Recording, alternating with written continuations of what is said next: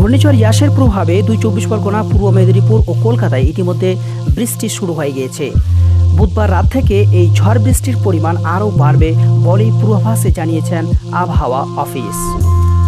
২৬ তারিখ সকালে ১০০ থেকে ১১০ কিলোমিটার গতিবেগে ঝড়ো হাওয়া বইতে পারে।